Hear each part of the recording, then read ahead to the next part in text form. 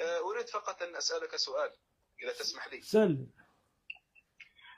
اليوم الديوان يعني وزارة الأوقاف الدينية في المغرب نزلت تصريح عن طريق مفتيها أنه ملك المغرب يمنع عيد الأضحى بسبب أنه أزمة الخرفان يعني لا قلت. وهل يجوز له ذلك يا شيخنا؟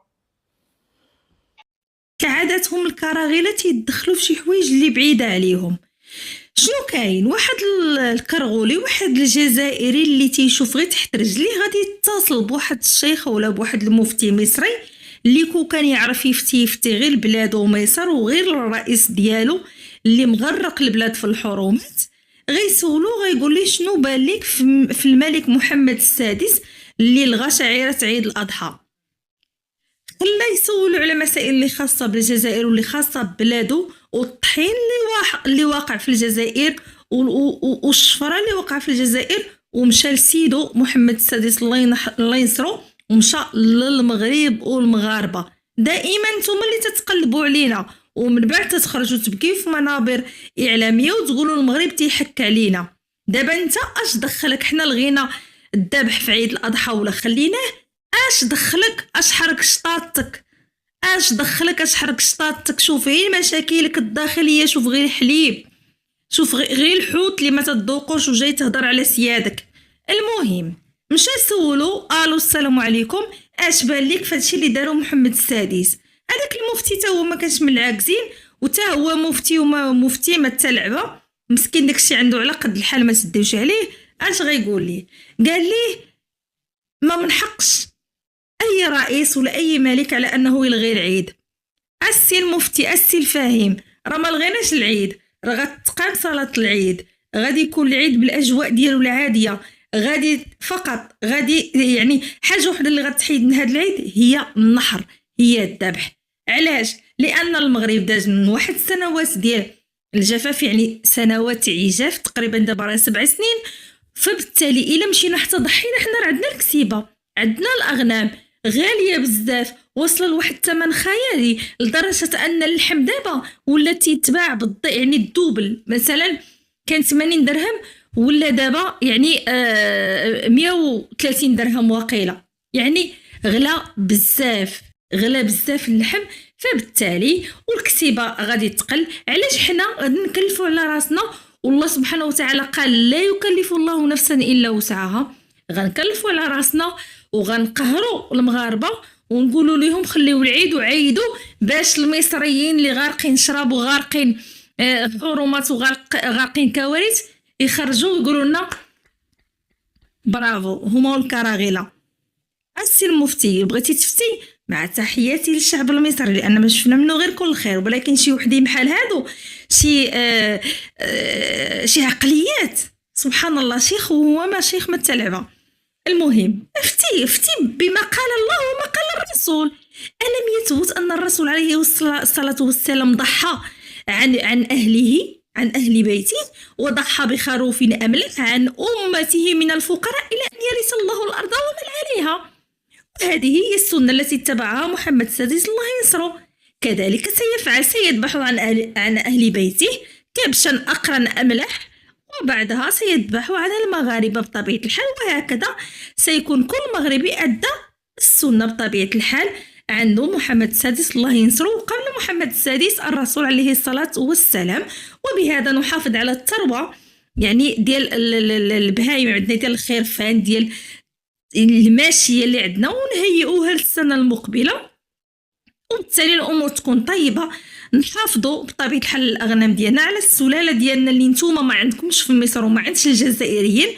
عندكم يمكن سلاله القطط والكلاب، ولكن سلاله الاغنام راه ما عندكمش. اوكي، فغنحافظوا على هذه السلاله ديالنا ما شاء الله تبارك الله حتى العام الجاي، وغتكون الامور طيبه.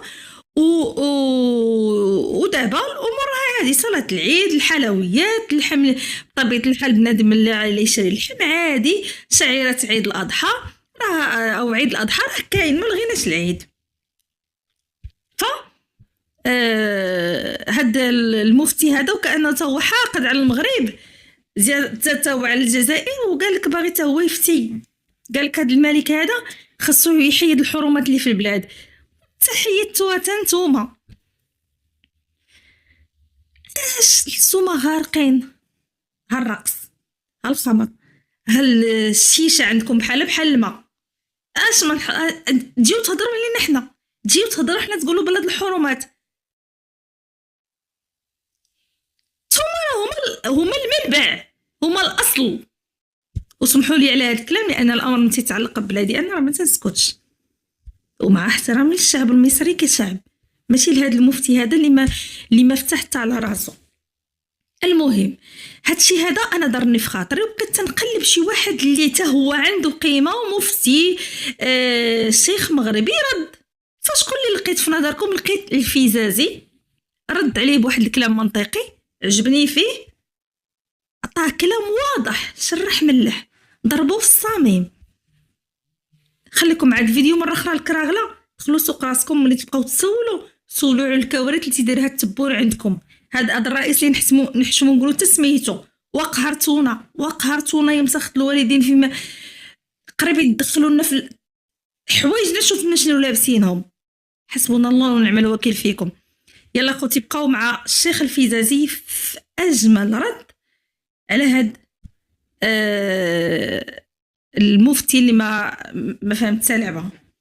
بقاو مع الفيديو، ما عطيوني لايك طرقوا لي الفيديو باللايكات وعطيوني بارطاجو وتنبغيكم. السارق والسارقة فاقطعوا أيديهما، أمر من الله بقطع يد السارق.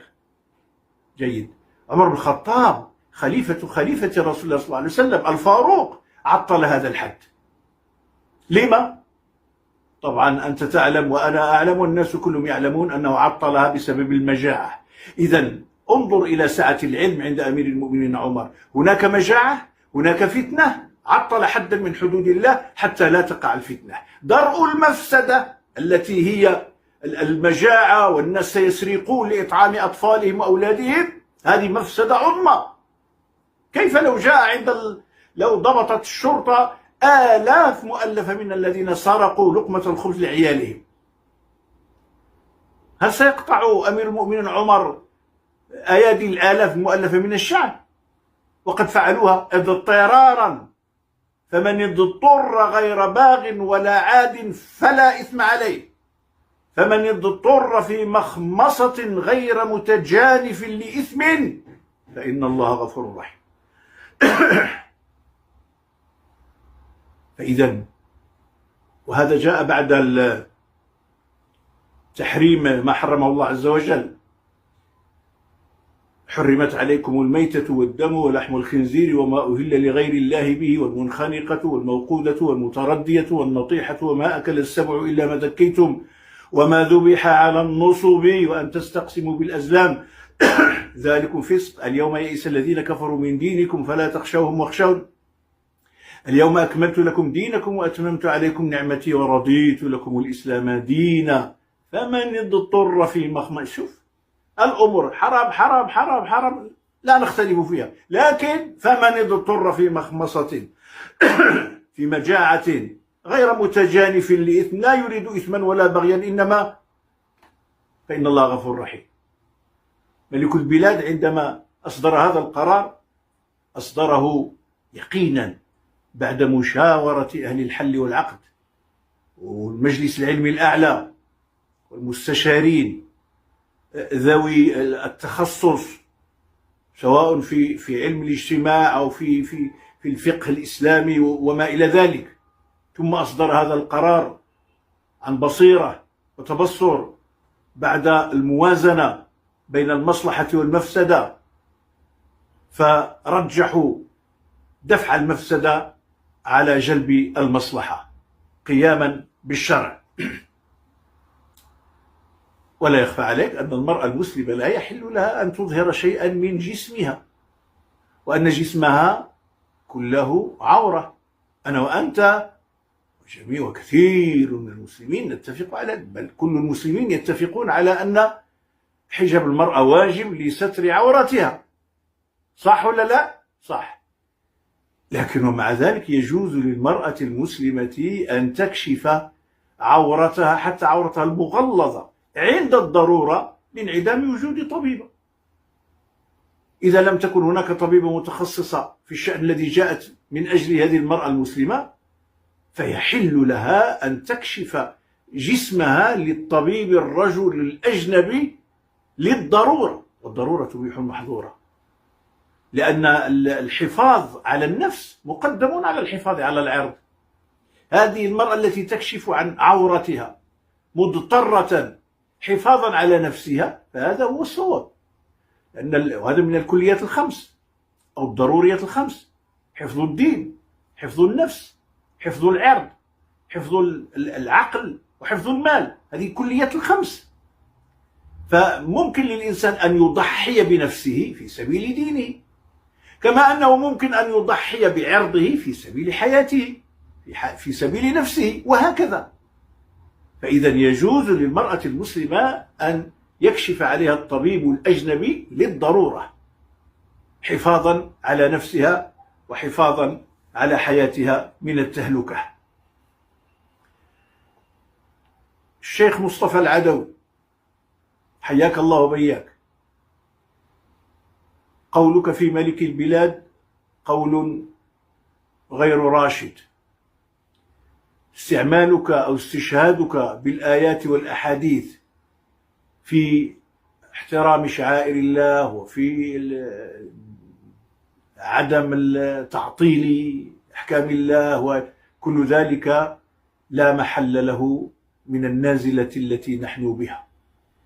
ولذلك أنا أناشدك الله الشيخ مصطفى العدوي أن تتريث قبل أن تجيب، لأن جوابك مسموع لدى الملايين من المسلمين داخل مصر وخارج مصر، وأن هناك من يتصيد أجوبتك بطرح أسئلة بتراء، أسئلة فيها ما فيها من الخداع من أجل استخراج جوابك الذي سيطير به وسينشره ضربا في إمارة المؤمنين في البلاد وضربا في القرار الملكي، بمعنى أنه يستعمل فتواك سلاحا من أجل إشعال نار الفتنة من ناحية أخرى. كانت الفتنة في هذا الغلاء وفي هذا الجفاف وكذا وفي القرار السديد الملكي، وتحول الفتنة من هذا إلى فتنة الإفتاء بما يفيد